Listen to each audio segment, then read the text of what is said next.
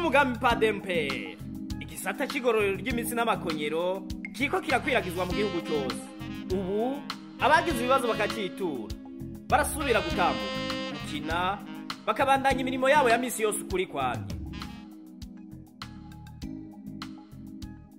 Guhera mu mwaka wa 2011 harabayeho amasezerano yo gufashanya hagati y'ubushikiranganje bw'amagara y'abantu, ishirahamwe ya PF ndetse n'indi shirahamwe ryitwa COPED mu bijanye no guteza imbere igisata c'amagara y'igororero arivyo bita kinésithérapie. Turamaze gushiraho ibigo canke ibisata bijanye igororero birenga 50 mu gihugu cyose muri kano karere ka East Africa.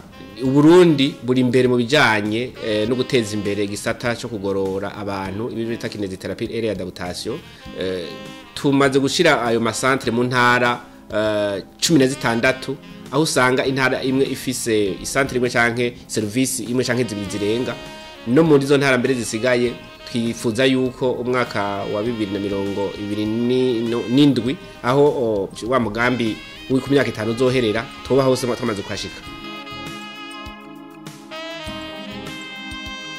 Igisata cigororero ni igisata gifasha abantu bafise ingwara zitandukanye gusubira gutora inguvu, guhaguruka, kugendagenda, gukora imirimo ya misi yose, mbere bagasubira kumva ko ari abantu buzuye mu byo barangura, bagasubira ku mirimo kuri kwamwe. Twebwe umwuga wacu turawishimiye cyane gose kuko biraryoshe iyo wakiriye umuntu aje yaje nko muri mu gakinga adashobora guhaguruka, adashobora kwiyunguruza ngo ave mako gakinga aje ku ntebe canke ashobore kwihindukiza mu gitanda. Mugabo twebwe tukamufasha, tukamugeza aho ashobora kwihagurutsa, ashobora gutambuka, ashobora no gusubira mu bikorwa bye bya misi yose. Twebwe biraturyohera twumva ko turi kirumara mu muryango, mu gihugu n'ahandi. Numva mbara umugongo, sinashaka guterura ikintu, sinashaka kunama, njyanye sinihindukiza, no kwivyura sinivyura, sinashaka no gutambuka byarangora, sinashaka guteka kuko byasaba kunama, kunamuka. Ndagirisha scanere, resultat yayo bacibambwiye ko mfise hernie discale, ncandaza kugira kimerero.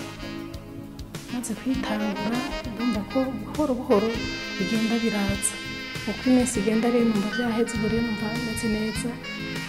Ibyo byose ntari ngishobora gukora, ubu ndabikora ntangora nimwe numva kwisi ndashoboye kukoropa mu nzu ngakubura nyine ndi mu yaje ntangora nimwe nogira, sinsaba umuntu arinda kumfasha.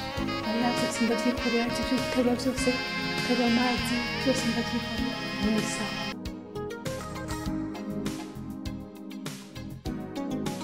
Twaragize ibikorwa byinshi bituruhisha, cyangwa narashikiye n'iki kibazo ca vyose. Ibi birahaba twamye tubibona ngaho, twarose tuvuga ngo naka yakanzwa akamugara akagenda kabikimuga canka agapfa. Yego kuko jewe ndabizi yuko iyo ntaja muri kine simba nkiri cyahe naho nariko bandiho nari kubikimuga, kandi nari inkome natanguye kugenda nko kumba banterura, ndava ko banterura ndagenda muri chaise roulante ndayivako nakiranga kiye ndagenda. N'ubu rero ntafise bekiye ndashobora kugendagenda ahantu hameze neza, ibikorwa ndabikora. Reka n'ubundi buhinga igorora naryo n'intoze, uratera umupira ugakira, wakakugorora ukuguru ugakira, bakugorora ukuboko ugakira, kuko nagomba kubabwira ko izi ntoki zari zaramugaye zose, ariko urabona ko ndazikoresha, ukuboko kwari kwaramugaye ndagukoresha, ukuguru sinagenda. Ivyo vyose ni kubera ikintu, nta muti nta kinini ciri nari nta rushinge banteye, kine n'umuti.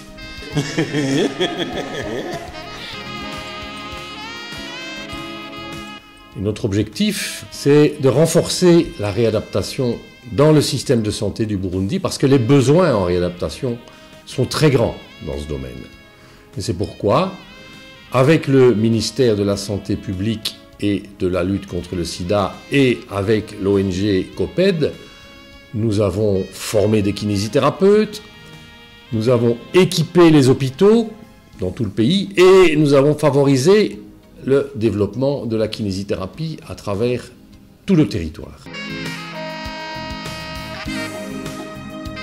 abariko baratwumviriza dukwiye kumenya yuko ivyo bigo bihari kugira ngo bifashe abafise ibibazo abo nabo nabagize abavunitse abagize bimwe vyo bita ama AVC abagize ingwara nkizi mbona tugendana nk'ivyo bijanye mu mahemero abana bakuze kugira ngo babafashe. Iyi myimenyerezo batugirisha nasanze ari umuti ukomeye cyane. Ubu niyumva neza cyane ibikorwa ndiko ndabikora, ibikorwa muhira biragenda neza. Ivyo vyose rero bigashoboka ari uko witiwe ico gisata hakiri kare bakagukurikirana kuko gifise ibikoresho n'abahinga babinonosoye.